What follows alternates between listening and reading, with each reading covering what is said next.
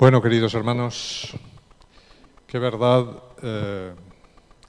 has dicho, Diego, con esa cita de Hechos de los Apóstoles. Sabéis, nuestra Iglesia está últimamente zarandeada por montones de doctrinas extrañas que nada tienen que ver con la palabra de Dios, interpretaciones humanas de la palabra de Dios completamente aberrantes, sofismas, es exactamente lo que dice el término de Hechos de los Apóstoles. Sofismas significan invenciones humanas o interpretaciones humanas sobre textos de la palabra de Dios, que finalmente, como no tenemos una experiencia personal con Jesús, intentamos facilitar el paso al Evangelio o intentamos tener una vida cristiana a nuestra imagen y semejanza, ¿no?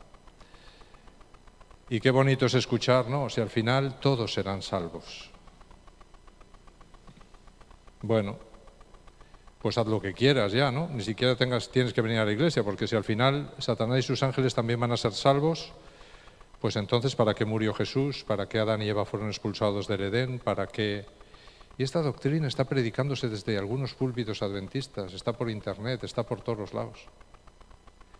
Entonces podríamos poner encima de nuestra iglesia un letrero que es el mismo que tienen las iglesias satánicas. Sabéis que hay iglesias satánicas. Y las iglesias satánicas tienen un letrero encima que dice, haz lo que quieras. Bueno, pues finalmente si Cristo va a salvar a todos, incluso a Hitler o incluso a Putin o incluso a gente que ha matado a miles de personas, a Satanás, a todos sus ángeles, bueno, pues hagamos lo que nos dé la gana, sí, total, ¿para qué estamos aquí? Así es que cuidado, mis hermanos, cuidado con los sofismas del enemigo, porque pueden apartarnos de la verdad de una manera terrible. ¿Sabéis? Cuando nosotros leemos la Biblia, tendríamos que leer la Biblia, yo siempre digo, como quien ve una película, ¿eh? Sabéis que las películas tienen imagen y tienen sonido. El problema es que a nosotros nos han enseñado a estudiar la Biblia apagando la imagen y quedándome solo con el sonido. ¿Cuánto puedo entender de una película si le apago la imagen y solo escucho el sonido? La imagen aporta, pues voy a decir que casi el 80 o el 90% de la información de toda la película, ¿eh? Así es que si no tengo la imagen, ¿qué tengo? Por eso la Biblia, mis hermanos, está llena de imágenes. De alguna manera Dios ha intentado condensar el mensaje que le hubiera costado, si no tuviese imágenes, muchísimos libros. Ha podido condensar el mensaje de la revelación en un libro pequeño gracias a las imágenes. Pero qué triste que nosotros desechemos las imágenes, no las estudiamos y finalmente nos estamos perdiendo todo eso que une los textos, que son justamente las imágenes. Así es que ojalá podamos entender las imágenes, porque las mismas imágenes se repiten en toda la Biblia con el mismo significado. Y esto es lo que a veces no entendemos. El árbol siempre representará al ser humano. Los frutos representarán siempre sus obras. Así es que buenos frutos, malos frutos, árboles buenos, árboles malos, árboles sin hojas. Jesús maldice la higuera. Adán y Eva se cubren con hojas de higuera. Aquella higuera solo tenía hojas, no tenía frutos. Jesús venía buscando los frutos. Toda esa idea está detrás de todo esto. Fijaros Jeremías, por ejemplo. Jeremías, cuando nosotros leemos la Biblia, vamos a Jeremías 11 y Jeremías dice: ¿qué derecho tiene mi amada en mi casa habiendo hecho muchas abominaciones? Jesús está diciendo, ¿qué derecho tiene mi pueblo, mi amada, después de haber hecho todas las abominaciones que ha hecho, a seguir en mi casa? ¿Qué derecho tiene? Y mirad lo que dice en el versículo 16. Es como un olivo verde, era un olivo verde, hermoso en su fruto y en su parecer. Fijaros cómo ya está empleando de nuevo el símbolo del árbol. Israel es como un olivo verde, hermoso en su fruto y en su parecer. Llamó Jehová su nombre. pero a la voz del recio estrépito hizo encender fuego sobre él, le quebraron sus ramas, porque Jehová de los ejércitos que te plantó, atentos, Jehová de los ejércitos que te plantó, ha pronunciado mal contra ti a causa de la maldad que la casa de Israel y la casa de Judá han hecho, provocándome a ira con incensar a Baal, es decir, yéndose en pos de otros dioses. Y mirad lo que dice en el 19, siguiendo con el mismo símbolo: yo era como un cordero inocente que llevaban a degollar, pues no entendía que maquinaban designios contra mí, diciendo: destruyamos el árbol con su fruto y cortémosles de la tierra de los vivientes para que no haya más memoria de su nombre. ¿Veis cómo simplemente en un relato corto tenemos un montón de imágenes? Israel como un olivo verde, pero como ha apostatado en pos de Baal, ahora se enciende la ira de Dios, enciende fuego sobre él, le quiebra las ramas. Del profeta que está anunciando esto, tipo de Jesús, dice: oye, cortémosle de la tierra, arranquemos y quitemos sus frutos para que no haya memoria de él. Cuando yo leo esto, mis hermanos, debo irme al primer relato de donde surge este símbolo, que es Génesis 1. Por eso yo os digo, si yo entiendo Génesis 1 es el semillero de la simbología bíblica, no solo de Daniel y Apocalipsis, sino de toda la Biblia. Así es que si entiendo esas imágenes se repiten en toda la Biblia, siempre con el mismo significado, salvo que el contexto inmediato me indique otro significado. Pero eso es muy raramente que pasa. Así es que el árbol siempre representará al ser humano, los frutos sus obras, las hojas sus obras. Que el Señor nos bendiga para que podamos entender. Yo os invito a que os hagáis un cuaderno de símbolos, es decir, un cuaderno de estos alfabéticos, donde podéis ir haciendo un estudio de la Biblia e ir memorizando esos símbolos. ¿Qué representa el árbol, las aguas, el agua, el cántaro, el cinto, la vestidura, el río? Todo eso es un símbolo, son símbolos que se repiten en su significado en toda la Biblia.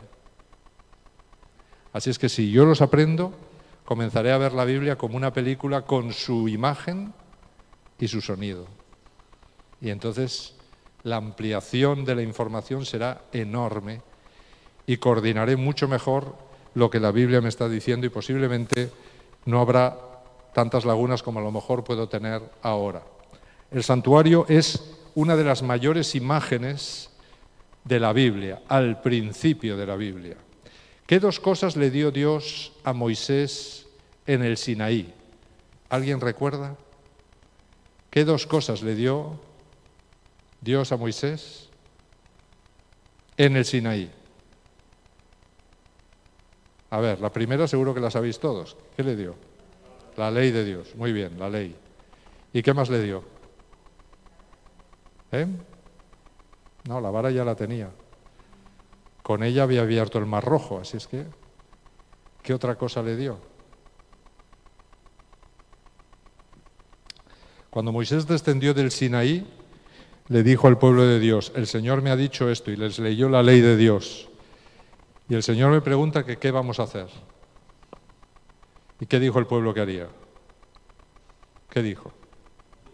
Lo haremos. Lo haremos. Y a los 40 días estaban bailando en torno a un becerro de oro y se habían cargado los 10 principios de la ley de Dios, todos, uno detrás de otro. ¿Qué es lo que había pasado? Pues lo que había pasado es lo que tenía que pasar. Porque los seres humanos somos así. Y se olvidaron que Dios también sabía que somos así. Por eso le dio a Moisés otra cosa en el Sinaí, que nunca nos acordamos. Resulta que el ser humano no puede guardar la ley por sí mismo, es imposible. Así es que aquello que dijo el pueblo de Dios era una falacia. No podían guardar la ley. Ellos dijeron: lo haremos. ¿Cómo? Porque nos vamos a proponer hacerlo. Y a los 40 días ya habían fracasado en todos los mandamientos de Dios. Y Dios, que lo sabe, le dio a Moisés otra cosa, que es lo único que va a lograr que nosotros guardemos finalmente la ley de Dios. No por mi propio esfuerzo, sino por la relación con Jesús. Y lo que Dios le dio a Moisés en el Sinaí fueron los planos del santuario.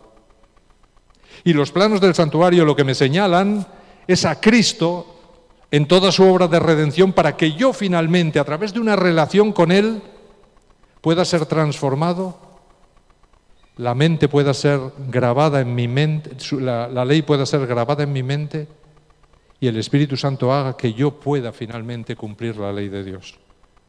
Pero yo por mis propios esfuerzos jamás cumpliré la ley. Fracasaré vez tras vez, constantemente. Nunca seré perfecto. Entonces esto que dijo el pueblo de lo haremos es un fracaso absoluto. Y se ve en las 7 iglesias, se ve en las 7 iglesias. Fracaso absoluto en el momento que la Iglesia deja de relacionarse con Cristo y busca únicamente guardar la ley. Y como Iglesia Adventista muchas veces nos hemos equivocado porque enfatizamos la ley y decimos, lo haremos. Y no tienes que comer esto, y no tienes que hacer esto, y no tienes que no sé qué, y no tienes que no sé cuántos, y no tienes... Y todo es una lista de ordenanzas tremendas como el pueblo judío estableció para no transgredir la ley. Y cuando viene Jesús dice, lo estáis transgrediendo todo. Y sin mí nada podéis hacer. ¿Por qué? Porque de nuevo se habían olvidado de esto. Porque el ser humano es legalista por naturaleza. Intenta contrarrestar lo malo que hay en él esforzándose por ser bueno, esforzándose por ser perfecto. Y entonces surgen teorías como el perfeccionismo y todo esto, ¿verdad?, de nuestra Iglesia. ¿Por qué? Porque todo está fundamentado en la ley de Dios. Y el santuario te vuelve a decir, no puedes ser perfecto a menos que yo te revista de mi perfección. ¿No lo entiendes? Que tú no vas a alcanzar la salvación por tu perfección, sino por mi perfección. ¿No lo entiendes eso? Y nosotros no queremos entender eso. Entonces surgen todas esas teorías, ¿verdad? No, pero la perfección la alcanzaremos al final. No, la perfección no la alcanzaremos al final. La perfección la alcanzo hoy. La alcanzo en el bautismo, cuando Cristo me reviste completamente de Él. Porque es su perfección la que me salvará, no la mía. Y lo único que tengo que hacer, ¿sabéis lo único que tengo que hacer? Que es lo que me muestra todo el santuario.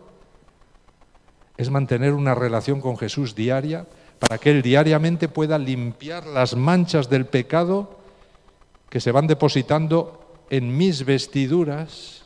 Por eso los sacerdotes tenían que lavar diariamente sus manos y sus pies, lo que yo hago y el camino que sigo, los errores que cometo, lavarlos continuamente en aquel mueble que estaba hecho con los espejos que representan la palabra de Dios y la ley de Dios que yo debo leer diariamente y ver ahí a Cristo y la voz del Espíritu Santo que me dice, cambia, no sigas por ese camino. Y cuando yo descubro que una mancha se ha posado en mi vestidura del día anterior, porque ayer le hablé mal a mi hermano, critiqué a mi hermano, aquí está la mancha. ¿Y cómo me quito esa mancha, Señor? Yo no. El Señor dice, bueno, si te arrepientes yo te la quito. ¿Sabéis? Cuando Juan llega arriba y ve una multitud incontable como la arena del mar en torno al trono de Dios, uno de los ancianos, que dice Elena de White que esos 24 ancianos son los representantes de los mundos no caídos que están en torno al trono de Dios desde que Cristo es entronizado en el cielo, le pregunta a Juan, oye, estos que están aquí en torno al trono de Dios, ¿quiénes son y de dónde han venido? Y Juan dice, no lo sé, Señor, tú lo sabes.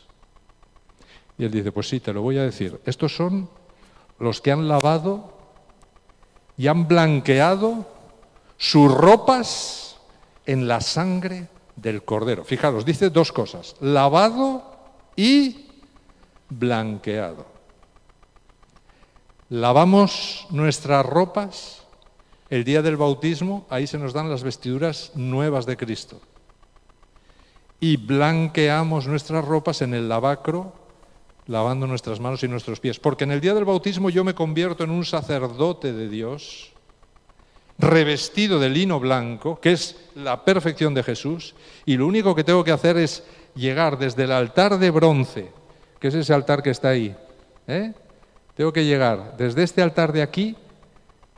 A partir de aquí solo podían entrar los sacerdotes, es decir, los miembros bautizados que aceptan a Cristo como su Salvador personal y que han muerto con Él aquí en las aguas del bautismo Y a partir de aquí, revestidos de lino blanco, pueden seguir su caminar hasta que un día entremos en el lugar santísimo.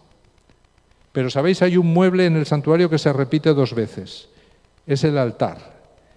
Este es un altar muy grande, de bronce, con 4 cuernos en sus 4 esquinas, donde moría el Cordero y donde el fuego encendido por Dios no se apagaba ni de día ni de noche.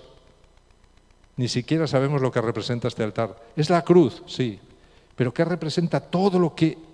¿Por qué ese altar construido así? Así es que una vez yo muero y resucito a una nueva vida en Cristo, se me reviste de sacerdote, lino blanco, y yo puedo caminar en un proceso de santificación hasta el día de mi muerte. Y Apocalipsis,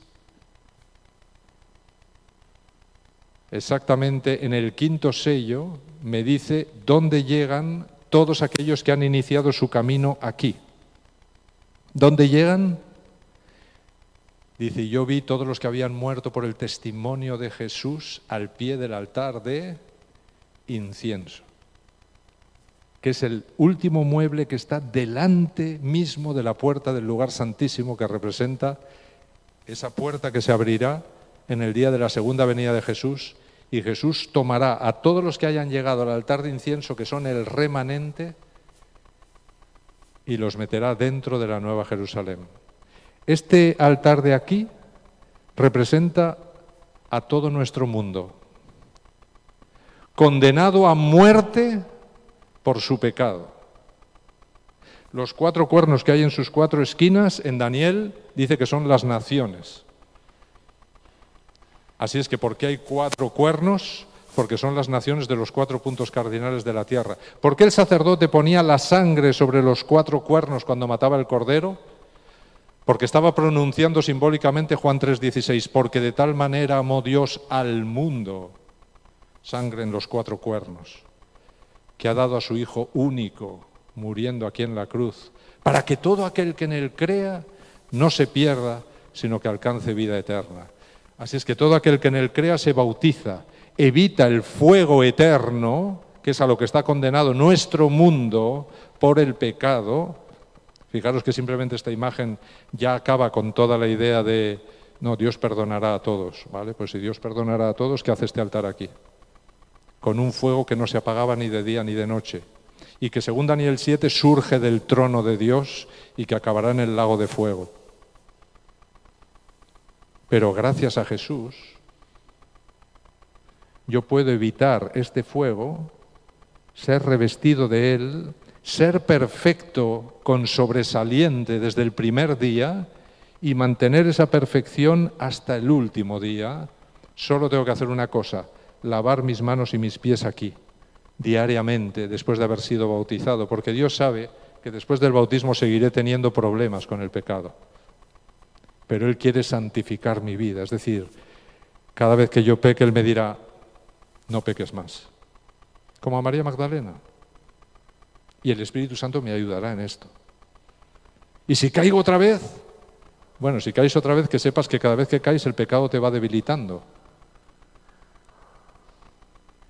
Pero Pablo dice, abogado tenemos en el cielo. No nos aflijamos hasta el punto de decir, esto no puede ser. Yo no tengo futuro en este camino. Porque todos caemos. Así es que, mis hermanos, este camino de salvación es el que el santuario nos muestra, en el que nosotros somos perfectos desde el primer día. Y lo único que tengo que hacer es mantener a Cristo en mi vida constantemente, revistiendo mi vida constantemente, limpiando las posibles manchas que accidentalmente haya en mi vida para que las vestiduras se mantengan blancas. Y esto lo dice el Espíritu de Profecía así, mis hermanos, al pie de la letra. Lo dice Jesús a su penúltima iglesia, mantened vuestras vestiduras blancas hasta que yo vuelva, mantened vuestras vestiduras blancas hasta que yo vuelva. Todo esto, todo este santuario nos muestra finalmente todo el plan. Y podríamos hacer una serie entera, ¿verdad? Tengo una serie entera que explica todo el proceso de salvación desde la puerta hasta que Jesús venga por segunda vez. Todo está explicado en el santuario, todo absolutamente. a través de la simbología estática y la simbología dinámica. Nuestra Iglesia ha estudiado mucho la simbología dinámica, pero no ha estudiado casi nada la simbología estática. Hay que unir las dos, según Elena de White. Así es que entendiendo el santuario, nosotros entenderemos Apocalipsis, porque si Génesis 1 es uno de los fundamentos que explica la simbología que hay en Apocalipsis, el santuario es la segunda gran simbología del Apocalipsis en la cual se mueve Juan. Así es que mirad, el atrio representaría el ministerio terrenal de Jesús, la tienda, el ministerio celestial de Jesús, el altar del sacrificio muestra cómo Jesús pagó la sentencia por el pecado y justificó a todo el que lo acepte como su Salvador. El lavacro muestra la santificación, proceso constante en la vida del pecador gracias a la labor de Cristo, del Espíritu Santo y de la palabra de Dios, que es el agua. En el lugar santo, Cristo intercede por todos los individuos que, gracias a aceptar su muerte en la cruz, ser revestidos de sacerdotes y poder entrar así al lugar santo, pues van a ser, ¿verdad?, limpiados constantemente de su pecado hasta el día de su muerte. Y en el lugar santísimo se realiza el juicio, donde Cristo es el juez que examina quiénes han lavado y han blanqueado sus ropas en la sangre del Cordero. Eso es lo único que se mira. En los libros de mi vida, lo único que se mirará es: los pecados están todos aquí, sí, pero delante de los pecados, como dice el Espíritu de Profecía, tiene que aparecer perdonado, perdonado, perdonado, perdonado, perdonado, perdonado. ¿Por qué? En una labor de lavamiento de mis manos y mis pies diariamente. Recordad que Dios le dijo a Moisés: si los sacerdotes no lavan sus manos y sus pies diariamente, morirán. No, pero Señor, ya estoy bautizado, ¿cómo me dices que voy a morir? Si no tienes una relación conmigo diaria, morirás. Si yo no te limpio tus pecados diariamente, morirás. Hubo un hombre que apareció al lado del altar de incienso sin las vestiduras. ¿Cómo se puede entrar al lugar santo sin las vestiduras? Es imposible. Solo los sacerdotes pueden entrar ahí. Pero Jesús contó una parábola que dijo que el rey salió a ver a los invitados. El rey está en el lugar santísimo, está aquí están las cortinas, y el rey sale a ver a los invitados. ¿Dónde están los invitados? En el altar de incienso que está aquí. ¿Que han llegado desde dónde? Desde el altar de bronce que está allí fuera. Y el rey solo mira a los invitados que están aquí. Solo los que han llegado aquí van a entrar. ¿Y de dónde son esos invitados? 4 cuernos. De todas las naciones de la tierra. ¿Y cómo son esos invitados? El altar está revestido de oro, ya no está revestido de bronce, el de fuera es de bronce. Y el bronce significa juicio a muerte contra el pecado. Eso es lo que significa el bronce en la Biblia. Pero el oro representa el perfecto carácter de Dios. Así es que ¿de qué están revestidos el remanente que está aquí delante del lugar santísimo, que ha llegado a las mismas puertas del cielo? Representa el carácter de Dios, están revestidos del carácter de Dios. Y esto lo dice Apocalipsis claramente. Y Jesús dijo que a ese altar, cuando salió a ver a los invitados, había allí uno que no llevaba las vestiduras. ¿Sabéis? Realmente sí llevaba las vestiduras. Pero esas vestiduras estaban tan sucias de pecados que parecía que no llevaba las vestiduras. ¿Y qué dijo Dios? Amigo, ¿cómo entraste aquí? Realmente ese hombre, el problema que tenía es que desde el altar de bronce donde se bautizó hasta el altar de incienso no había tenido una relación con Cristo en el que Cristo hubiese podido limpiar y blanquear, lavar y blanquear todos los pecados que ahora llenaban sus vestiduras. Así es que es como si nunca hubiese tenido las vestiduras. Y fijaros que aquel hombre no pudo responder nada. ¿Por qué? Porque los libros evidenciaban cuál era la realidad de su vida. Y porque además ese hombre estaba muerto. Y el único que podía responder en el juicio por él era Cristo. Porque solo cuando morimos nuestro nombre sale en el juicio. Así es que, ¿qué dijo Dios? ¿Y por qué sabemos que aquel hombre estaba muerto? atadle de pies y manos. ¿A quién ataban de pies y manos en la antigüedad? Solo a los muertos. Solo hay otro texto en la Biblia que dice desatadle las manos y los pies, que es a Lázaro. ¿Por qué? Porque Lázaro estaba amortajado, así, atado.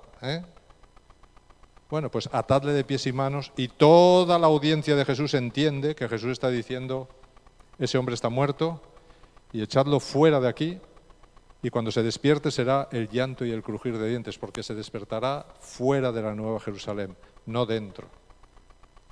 Así es que veis cómo el santuario nos ayuda a entender incluso todas las parábolas que contó Jesús. Así es que el atrio, fijaros que este es el camino que recorre Cristo, ¿verdad? Comienza su ministerio terrenal en el atrio y terminará en el atrio de nuevo. Los pecados que fueron perdonados por la sangre del macho cabrío de Jehová son colocados sobre Satanás. Satanás es atado aquí por 1000 años y finalmente es desatado al final del milenio porque resucitan todos los impíos. Él los vuelve a convencer de que vayan y rodeen la Nueva Jerusalén y finalmente desciende fuego del cielo. Y así termina el atrio, en fuego, como muestra el altar de bronce, ese fuego que ardía día y noche. Así es que el camino de la salvación va de este altar a ese de ahí. Este es el camino de la salvación. Aquí comienza la justificación y terminará aquí. Y aquí se verificará el proceso de la justificación y la santificación. Esto es lo que se va a ver. Este es el camino. Por eso este mueble se repite 2 veces. Este es enorme porque representa la totalidad de nuestro mundo por el cual Cristo muere. Pero solo un remanente acepta el mensaje de Cristo, acepta ser revestido de sacerdote, acepta la santificación y camina hasta el último mueble pegado a las mismas puertas del cielo donde se está realizando el juicio desde 1844. Por lo tanto, fijaros que todo el santuario me muestra la obra de Cristo desde su obra terrenal hasta su obra celestial y hasta que culmine. Mirad cómo descubrimos el altar de bronce en el Apocalipsis. Apocalipsis 1 del 5 al 6. Jesús nos amó y nos lavó con su sangre. ¿Veis cómo ya lo está diciendo? Ahí comienza el principio en el altar de bronce. Jesús nos amó y nos lavó con su sangre. No aparece citado el mueble, pero aparece citada la obra que se realizó en el mueble. Mirad que los verbos están en pasado, ¿de acuerdo? Quiere decir que es una obra ya realizada. Juan a las 7 iglesias que están en Asia, gracia y paz a vosotros, del que es, del que era y del que ha de venir, de los 7 espíritus que están delante de su trono y de Jesucristo el testigo fiel, el primogénito de los muertos, el soberano de los reyes de la tierra, el que nos amó, el que nos lavó de nuestros pecados con su sangre y nos hizo reyes y sacerdotes para Dios su Padre. A él sea gloria e imperio por los siglos de los siglos. Amén. En esta cita está ya metido todo este símbolo. Está metido todo lo que Cristo hizo ahí por nosotros.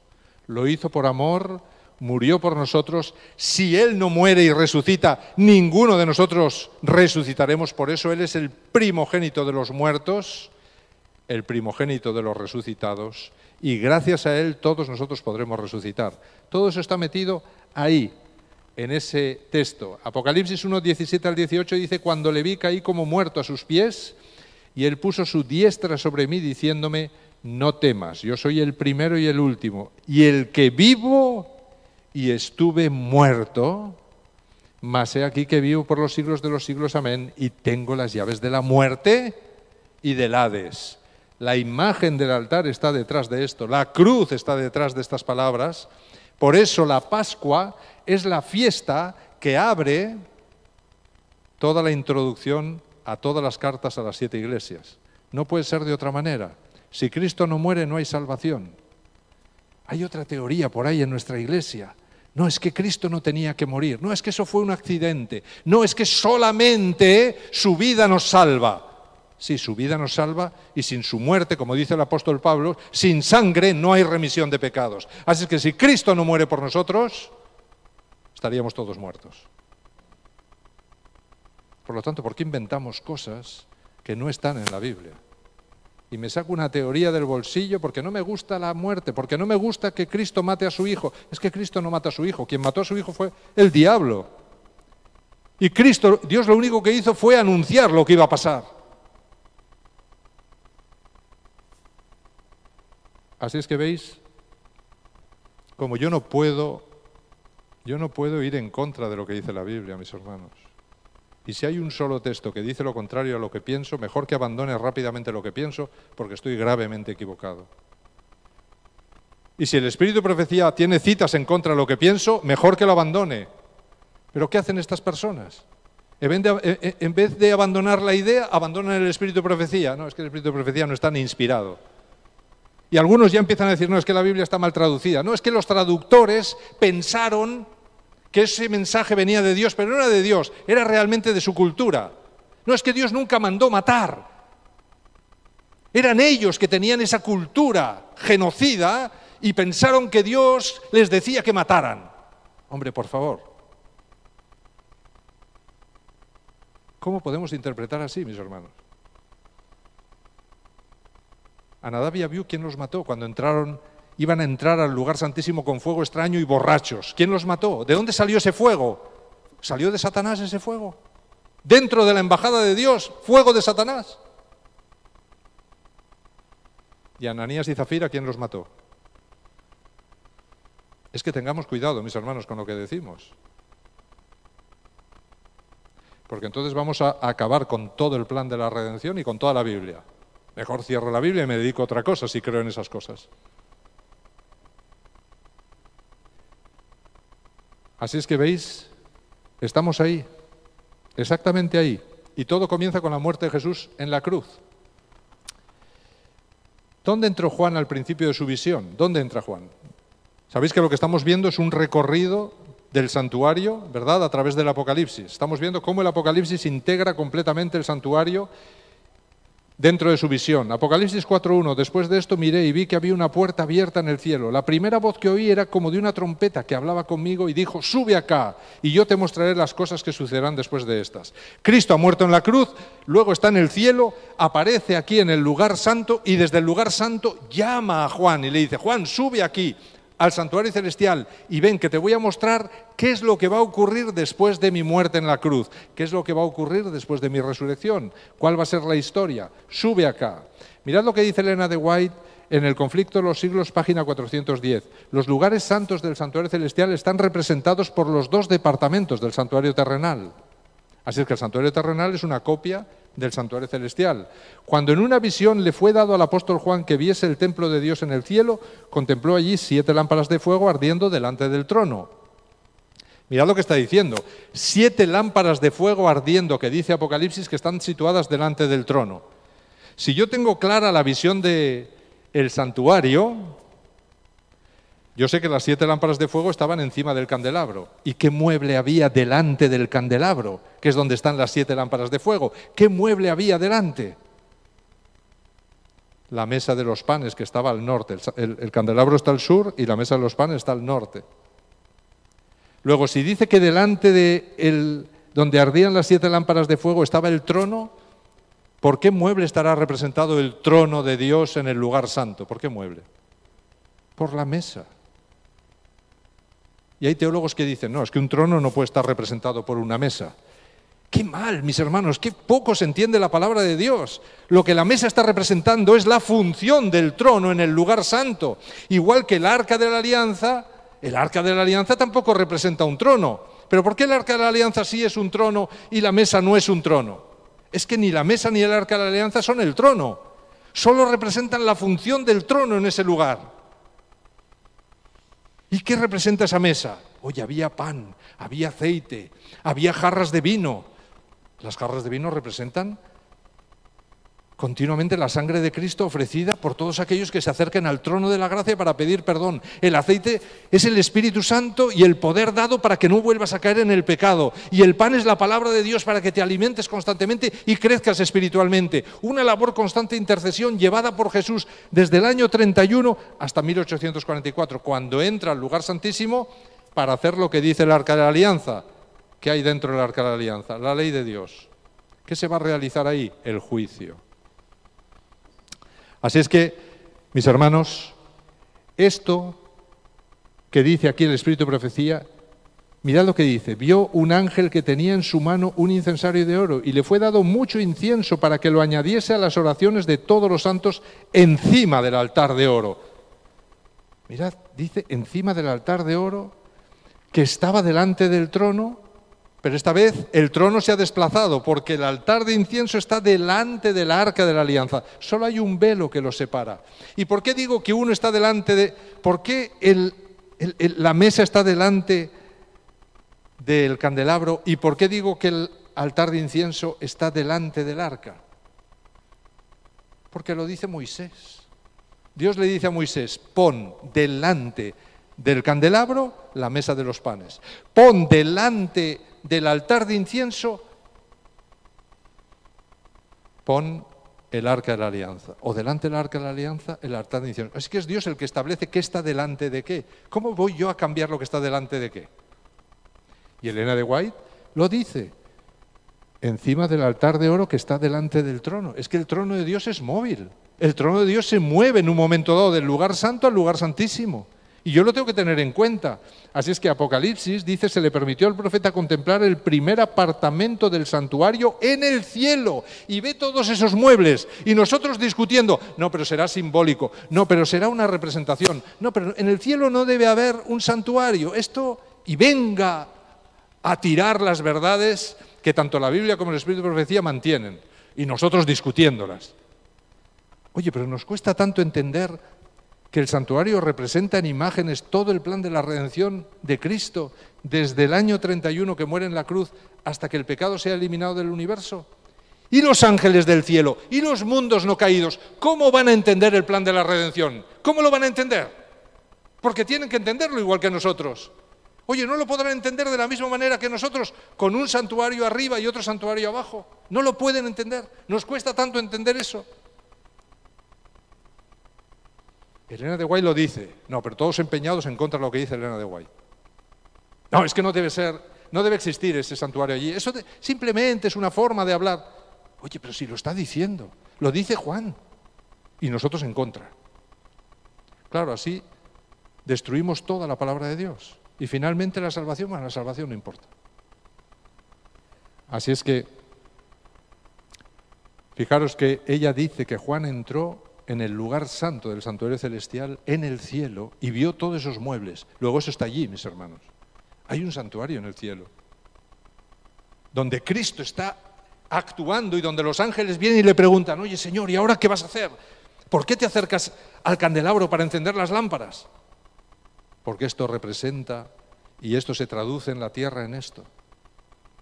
Y el cielo lo entiende. Y en la tierra vemos sus efectos y lo comprendemos a través del santuario terrenal. Por eso Dios permitió que durante 2000 años ahí estuviera el santuario en la tierra, para que entendiéramos exactamente esto. ¿Los discípulos entendieron esto, mis hermanos?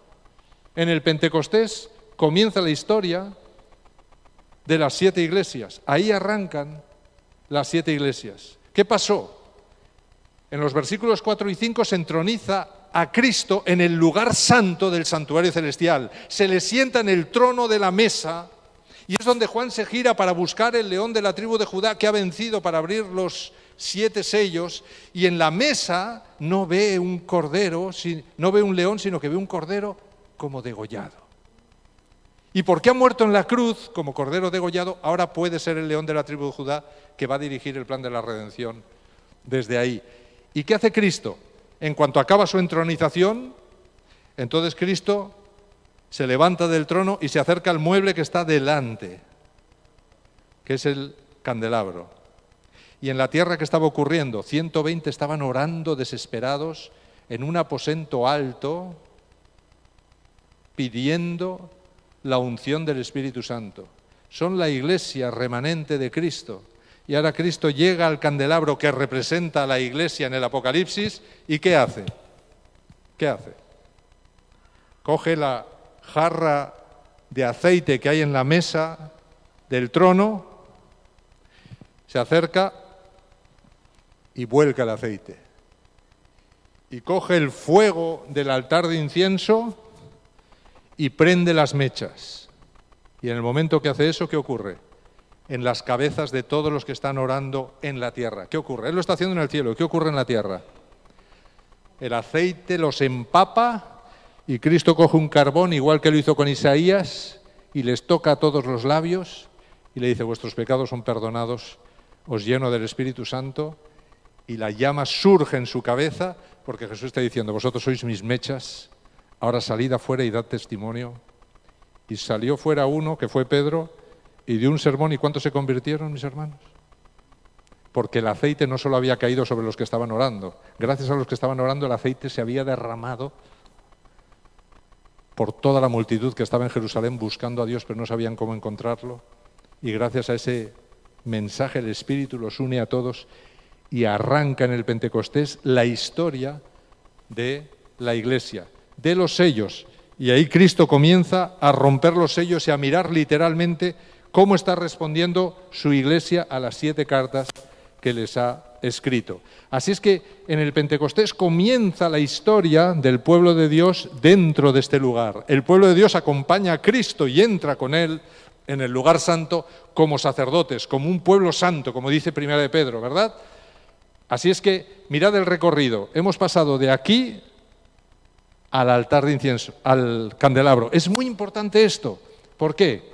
Porque me volví para ver la voz del que hablaba conmigo y vuelto vi 7 candelabros de oro, y en medio de los 7 candelabros de oro uno semejante al Hijo del Hombre, vestido de una ropa que llegaba hasta los pies y tenía el pecho ceñido con un cinto de oro. Este es Cristo, vestido de sacerdote, con la ropa que empleaban los sacerdotes, no esta que aparece aquí,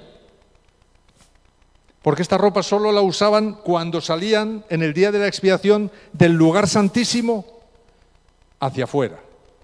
Pero antes usaban solo lino blanco, tenía 3 capas esta ropa. Bueno, pues la que estaba debajo de esta azul era de lino blanco solamente, y con esa ropa trabajaban, ceñidos de oro, significa que es el sumo sacerdote, y solo el sumo sacerdote podía encender las lámparas. Y lo sabemos porque habló Jehová a Moisés diciendo: manda a los hijos de Israel que traigan para el alumbrado aceite puro de olivas machacadas para hacer arder las lámparas continuamente. Las dispondrá. ¿Quién dice que las dispondrá? Aarón, el sumo sacerdote, desde la tarde hasta la mañana delante de Jehová. Sobre el candelabro limpio pondrás siempre en orden las lámparas delante de Jehová. Así es que, ¿quién tenía que atender las lámparas siempre? El sumo sacerdote, no los sacerdotes normales. Fijaros, mis hermanos, si el candelabro, esto es para que veáis hasta qué detalles podríamos llegar, si el candelabro, me dice Apocalipsis un poquito más adelante, me dice que representa a la Iglesia, ¿qué son las lámparas? ¿Qué son las lámparas? Que cada brazo, que es decir, cada iglesia tiene que sostener en alto.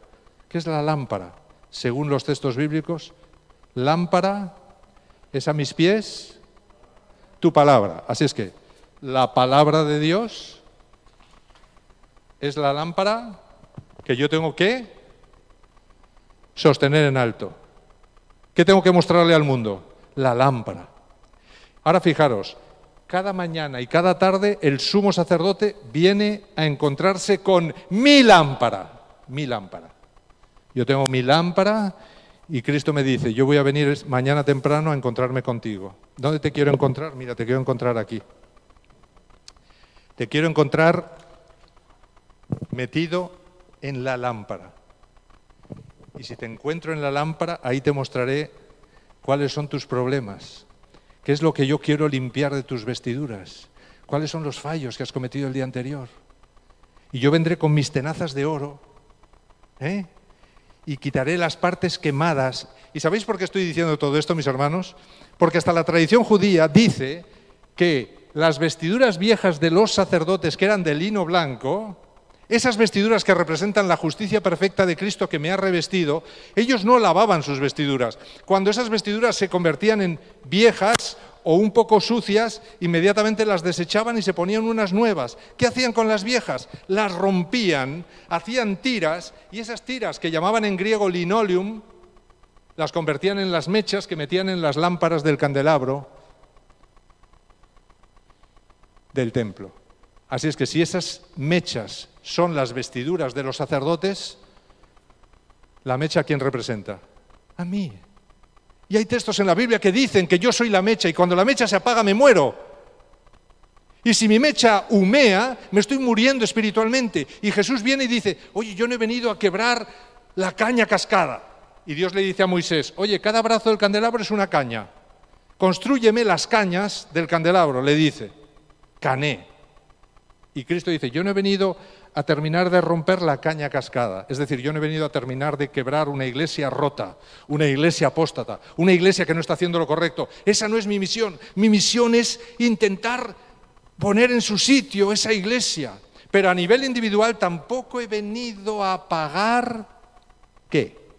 La mecha que humea. O sea que la iglesia en general, yo no he venido a quebrar una iglesia cascada. Pero tampoco he venido a terminar de apagar una vida espiritual que se está muriendo, sino que lo que voy a intentar es atraer esa vida a mí, voy a intentar reavivarla, voy a intentar llenar de aceite su vida, voy a intentar que se encuentre conmigo por la mañana temprano y por la noche, para que así su vida se reavive y un día pueda estar conmigo en la eternidad. Fijaros, todo eso está ahí, en esa enseñanza, en este texto está todo eso, mis hermanos. Si lo uno todo con lo que dice Cristo, ya está, tengo todo, es la misma imagen en todos los lugares. Así es que, por eso, ese candelabro aparece al principio y Cristo aparece cuidando a su pueblo. Y en la mano tiene 7 iglesias, que dice que son, en la mano tiene 7 estrellas, que dice que son los ángeles, pero es que los ángeles en griego tengo que traducirlo por los mensajeros.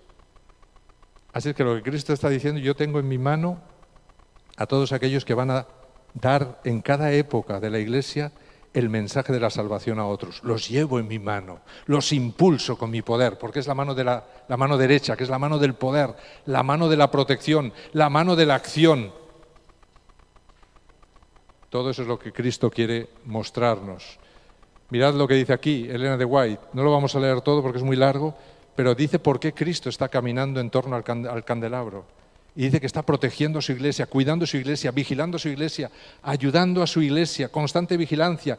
Llama a la iglesia centinelas. ¿Sabéis por qué los llama centinelas? Todo el rato aquí aparece una palabra, vigilancia, centinelas, centinela, guardián, cuidado. ¿Por qué? ¿Sabéis cómo llamaban al almendro los antiguos? ¿Sabéis cómo lo llamaban? Cuando veían un árbol de almendro, ¿sabéis lo que decían? Mira, un vigilante. A Isaías Dios le dice, Isaías, ¿qué has visto? Y Dios dice, he visto un almendro. Literalmente en hebreo dice, he visto un vigilante. Y Dios le dice, bien has dicho, bien has visto, porque yo vigilo sobre mi palabra para ponerla por obra. ¿Qué había visto? Había visto un almendro. Entonces él dice, he visto un vigilante. Los traductores dicen, ha visto un almendro, porque ellos saben que si ponen un vigilante no vamos a entender a qué se refiere. ¿Sabéis lo que es el candelabro ¿Sabéis la descripción del candelabro que es? Un almendro. Los frutos son de almendra, las flores son de almendra. Las traducciones que dicen manzana están mal traducidas, todo es almendro. ¿Por qué un almendro? ¿Por qué un almendro para representar a su iglesia? ¿Por qué? ¿Qué hace el almendro, mis hermanos? Ahora están todos los almendros en flor, pero ¿hemos llegado ya a la primavera o no hemos llegado? No hemos llegado, estamos en el invierno. Fijaros que las estaciones en la Biblia son muy importantes. Jesús dice, oye, cuando veáis que maduran los frutos y tal, decís, ¿el verano está cerca? Pues así. Es decir, el invierno en la Biblia representa el tiempo del pecado. Frío, oscuridad. ¿Pero qué representa la primavera y el verano? ¿Qué representa? Todo es renovado, la vida vuelve. Así es que el verano representa la segunda venida de Cristo, donde todo será renovado y la vida volverá. ¿Pero qué hacen los almendros? ¿Qué hacen los almendros? Cuando todavía estamos en la oscuridad del invierno, son los primeros árboles que dicen, el verano llega, el verano llega, el verano llega. ¿Y cómo lo dicen? Con sus flores. Y las flores que muestran amor. Porque yo demuestro amor a las personas a través de las flores. Pero es que en la antigüedad también. Así es que mostrando el amor de Jesús y el mensaje de Jesús estamos diciéndole al mundo, Cristo viene, Cristo viene, Cristo viene. ¿Por qué la iglesia entonces está representada por un candelabro? Porque se me está mostrando cuál es la misión de la iglesia. La misión de la iglesia es la de ser un vigilante. Y solo tenemos que leer Ezequiel, cuando habla del vigilante. Vigilante, si ves que la espada viene y no anuncias. Todo está unido, todo es lo mismo. Elena de White ratifica esto. El trono de Dios, Apocalipsis 4:5, del trono salían relámpagos, truenos, voces, delante del trono ardían 7 lámparas de fuego, delante del trono ardía el candelabro, estaba el candelabro, luego el trono es la mesa. Y oí una voz de en medio de los 4 seres vivientes que decía: 2 libras de trigo por 1 denario, 6 libras de cebada por 1 denario, pero no dañes el aceite ni el vino. ¿Sabéis? En este texto, que es exactamente el tercer sello, en el tercer sello está descrita la mesa, porque no se cita la mesa, pero todo lo que hay en la mesa es descrito. 2 libras de trigo, 6 libras de cebada, aceite y vino. Todo eso estaba en la mesa. ¿Quién lo quiere dañar? El jinete negro y el jinete muerte. ¿Por qué atacan al trono? Porque están intentando romper la ligazón que hay entre el trono de Dios, la intercesión de Cristo en el lugar santo, y la iglesia.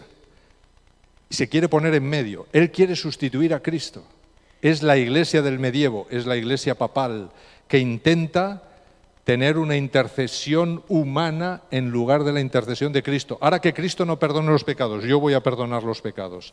Ves a un confesionario y te perdonaré los pecados. Ese es el mensaje del jinete negro y el jinete muerte. Y Cristo dice, sí, pero el sepulcro le sigue. Así es que no hay perdón de pecados. La muerte es la paga de todo aquel que confiese sus pecados a un ser humano y ese ser humano se los perdone. Si cree que está perdonado. Así es que veis, mis hermanos, mirad el camino. Hemos pasado de aquí al candelabro, del candelabro al trono, que es atacado por la tercera y cuarta iglesia, en una apostasía total, rompen las ligazones, ¿verdad? E intentan traer las tinieblas aquí, intentan apagar las lámparas. Ya no hay relación con Cristo, luego vamos a lograr apagar. Estamos vendiendo muy caro el pan, nadie puede comprar el pan, que es la palabra de Dios. Luego, eso es lo que están intentando, y eso es lo que hizo durante la Edad Media la Iglesia cristiana. Sustituyó la palabra de Dios por la tradición.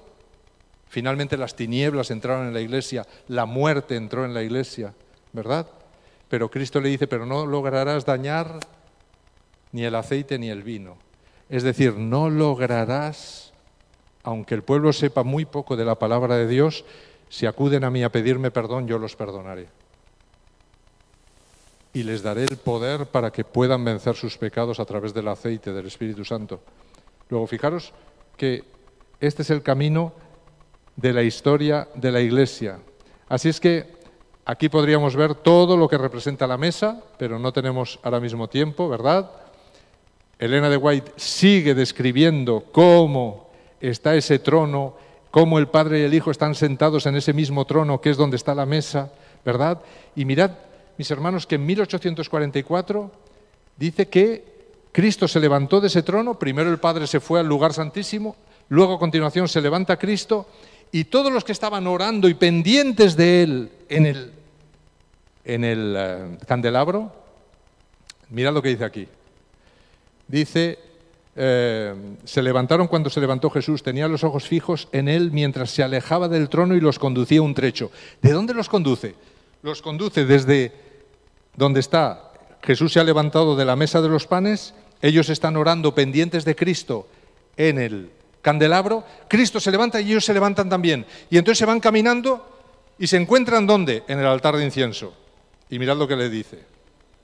Aguardad aquí, voy a mi Padre para recibir el reino, mantened vuestras vestiduras inmaculadas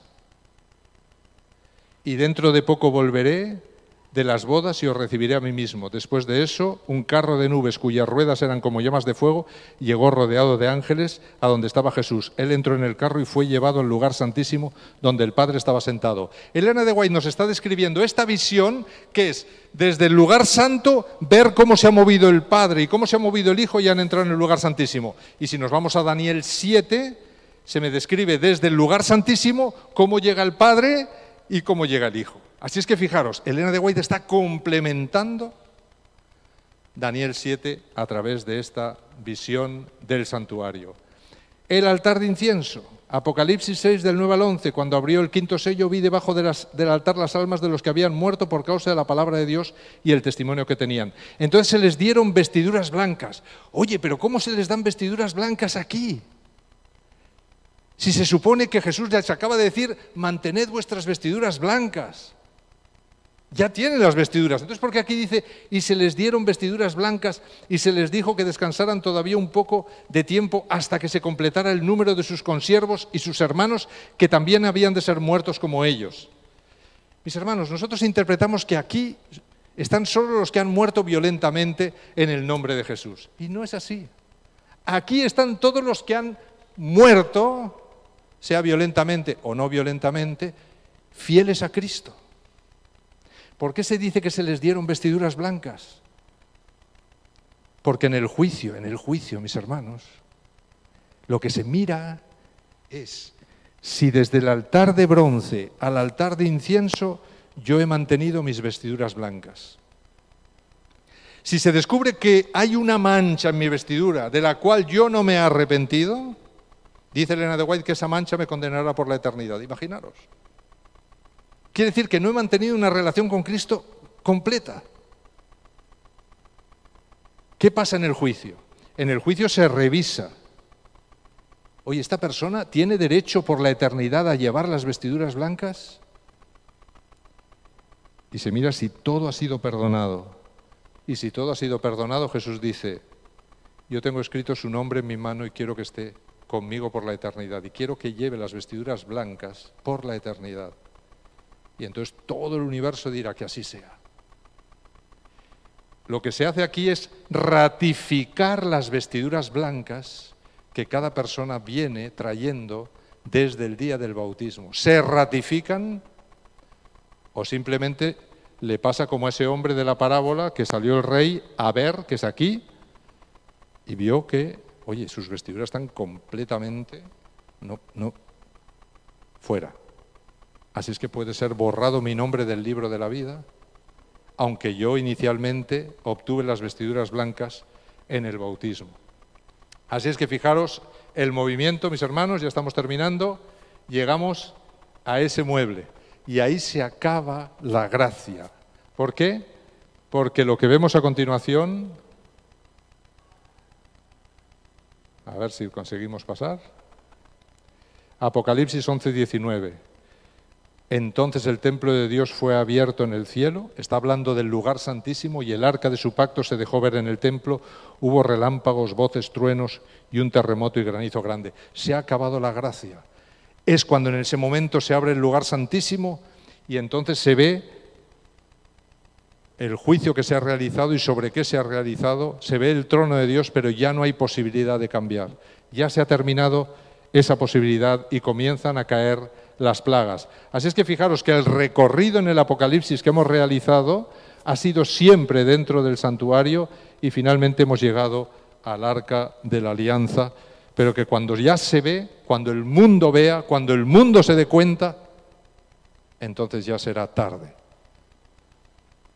Así es que eso es lo que está señalando. Está señalando exactamente este momento de aquí. Realmente está señalando aquí. Cuando se abran las cortinas será aquí, cuando ya se haya terminado. Esto comienza en 1844 y aquí será cuando se termine la gracia, porque dice Elena de White que las copas de la ira comenzarán a caer justo cuando se termine el tiempo de gracia. ¿Por qué? Porque el mundo habrá decidido dónde se quiere poner, con Cristo o en contra de Cristo.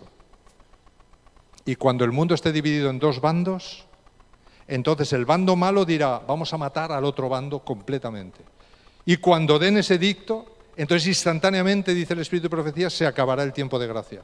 Y comenzarán a caer las plagas para parar en seco al enemigo y que no pueda realizar lo que quiere realizar, que es matar a los hijos de Dios. Porque cuando se acabe el tiempo de gracia, ni un solo hijo de Dios más morirá. Imaginaros, ¿eh? Y las plagas frenarán en seco al enemigo y Dios sostendrá a su pueblo igual que sostuvo a Elías con pan, ¿verdad? Milagrosamente, dice Elena de White, el pueblo de Dios será sostenido con lo justo para sostener la vida. Imaginaros, lo justo para sostener la vida. Así es que, por eso después de esto vemos cómo el templo fue abierto, salen los 7 ángeles con las 7 plagas postreras, así es que veis que el recorrido es este, inmediatamente Cristo sale y viene hacia la tierra, aquí viene. Y aquí, ¿ata a quién? Aquí había un cabrito atado, había habido 2 cabritos, 2.